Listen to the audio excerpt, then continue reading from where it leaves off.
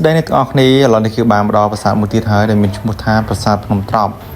ដែលស្ថិតនៅលើកំពូលភ្នំត្រប់ឃុំត្រប់ស្រុកបាធាយខេត្តកំពង់ចាមប្រាសាទនេះផងដែរគឺមានវ័យចំណាស់ខ្លាំងមែនទែនហើយគឺជាប្រាសាទបុរាណមួយដែលគ្មានអ្នកណាគេបានដឹងបានឮបានស្គាល់ខ្ញុំគិតថាមនុស្សភាគតិចណាស់ដែលបានស្គាល់បានដឹងប្រាសាទនេះហើយចំពោះអ្នកបានដឹងប្រាសាទនេះគឺសុទ្ធតែជាអ្នកដែលចូលចិត្តខាងប្រាសាទតែប៉ុណ្ណោះអ្វីត្បិតតែបុព្វបុរសបានកសាងប្រាសាទជាច្រើននៅលើប្រទេសកម្ពុជាប៉ុន្តែភាគតិចណាស់តែមានបងប្អូនស្គាល់នៅប្រាសាទតូចៗភាគច្រើនគឺស្គាល់តែប្រភេទជាប្រាសាទធំៗតែប៉ុណ្ណោះវប្បធម៌អរិយធម៌នៅពេលនោះគឺមានការរីកចម្រើនជាខ្លាំងប្រាសាទនានាត្រូវបានកសាងពីពេញផ្ទៃប្រទេសមានតូចមានធំមានតាមលំដាប់លំដោយប៉ុន្តែសុទ្ធតែឧទ្ទិសនៅដល់ព្រហ្មញ្ញសាសនាលទ្ធិទេវរាជអាទិទេពដែរប្រាសាទសាំងអំពីឥដ្ឋគ្រឹះធ្វើអំពីថ្មបាយក្រៀមចំណែកសុំទ្វារធ្វើអំពីថ្មភក់ក្បាច់ចម្លាក់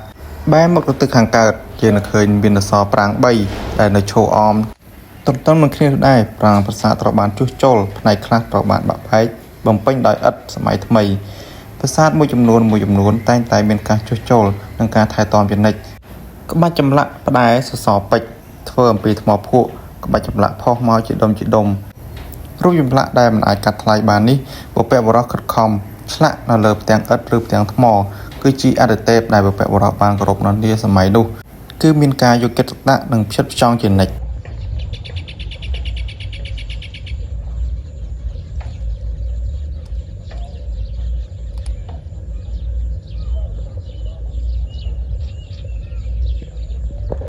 មានផ្ទះប្រជាជននៅខាងក្រោមមានដើមឈើនៅលើភ្នំមានប្រាសាទនៅលើកំពូលភ្នំនេះគឺជាសោភ័ណភាពមួយដែលធ្វើឲ្យទីនេះមានការទាក់ទាញយ៉ាងខ្លាំងនៅទេសភាពព្រៃឈើឬក៏ផ្សំជាមួយនឹងព្រៃភ្នំដែលមានប្រាសាទនៅទីនេះការសម្រាប់ឡើងភ្នំរបស់ខ្ញុំគឺមិនចេះនឿយណាយការដើរភ្នំការមើលប្រាសាទការចូលព្រៃដើម្បីមើលប្រាសាទឬក៏វាលស្រែដែលមានប្រាសាទនៅតាមទីទួលហើយពេលនេះថ្ងៃកំពុងរៀបលិចអារម្មណ៍កាន់តែពុះកញ្ជ្រោលទៅដោយភាពស្រស់ថ្លាព្រោះនៅក្នុងទីក្រុងវាអាចធ្វើឲ្យយើងធុញថប់នៅក្នុងការងារពន្លឺព្រះអាទិត្យបានចាំងមកលើរុក្ខជាតិទាំងនេះធ្វើឲ្យមានពណ៌ខៀវខ្ចីប្រាសាទកំពុងតែរងចាំភ្ញៀវទេសចរតែទីនេះហាក់បីដូចជាស្ងប់ស្ងាត់អ្វីត្បិតតែគ្មាននរណាបានស្គាល់ប៉ុន្តែខ្ញុំនៅតែនឹកនាជានិច្ចនៅប្រាសាទទាំងនេះភាពស្រស់ស្អាតនៃព្រៃឈើនៃដើមឈើរុក្ខជាតិនៅលើនេះធ្វើឲ្យអារម្មណ៍របស់យើងកាន់តែនឹកនាការដើរប្រាសាទឬការដើរព្រៃភ្នំប្រាសាទត្រូវបានបាក់បែកឬរងការខូចខាតដោយដំណំដោយសារតែការបោះបង់ចោលឬមួយដោយសារតែអរិយធម៌នៅពេលនោះចាប់ផ្ដើមធ្លាក់ចុះការថែទាំប្រាសាទក៏លែងមានប្រាសាទធំត្រូវបានថែរក្សាបានយ៉ាងល្អចំណែកប្រាសាទតូចត្រូវបានតិចទី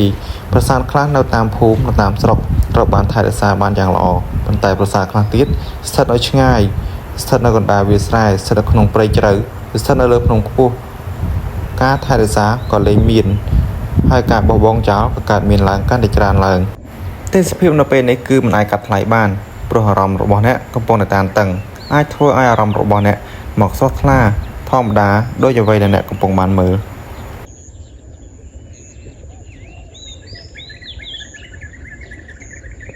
ប្រាសាទនៅពេលនេះត្រូវបានជួសជុលនិងមើលការថែទាំឡើងវិញចំពោះអាជ្ញាធរប្រាសាទនៅពេលនេះហាក់បីដូចជារឹងមាំនិងឈរជើងបានយូរជាងមុនបន្ថែមទៀតដោយសារតែមានការជួសជុលនិងមានការថែទាំសង្ឃឹមថាតទៅមុខទៀតប្រាសាទនេះគឺកាន់តែមានអ្នកស្គាល់កាន់តែច្រើនឡើងដោយសារតែប្រាសាទនេះក៏នៅមានរូបរាងស្អាតច្រើនគ្មានកន្លែងណាដែលថាអាចបែកបាក់បានទៀតឡើយសង្ឃឹមថាអ្នកទាំងអស់គ្នានឹងបានស្គាល់ពីប្រាសាទមួយនេះមានឈ្មោះថាប្រាសាទប្រើសមាសដែលស្ថិតនៅក្នុងឃុំត្រប់ស្រុកបាធាយខេត្តកំពង់ចាមប្រាសាទនេះអាចហៅម្យ៉ាងទៀតថាប្រាសាទភ្នំត្រប់ឬប្រាសាទប្រើសមាសម្យ៉ាងទៀតសម្រាប់បងប្អូនដែលចូលចិត្តខាងក្នុងការដើរ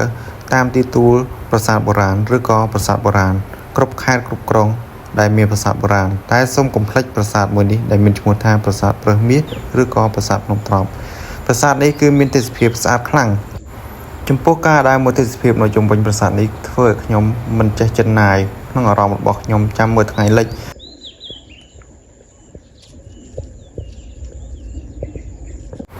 តាមអ្នកទាំងអស់គ្នាពេញចិត្តនៅទេសភាពបែបនេះប៉ុន្មាន%សម្រាប់ខ្ញុំគឺពេញបេះដូងតែម្ដង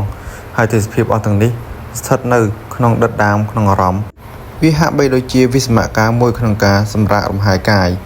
នៅពេលដែលអ្នកទាំងអស់គ្នាបានមើលវីដេអូនេះហើយសង្ឃឹមថាអ្នកទាំងអស់គ្នានឹងចូលចិត្តដើរព្រៃតាមភាសាដូចជារូបខ្ញុំដែរសូមអរគុណច្រើនជួបគ្នានៅវីដេអូក្រោយ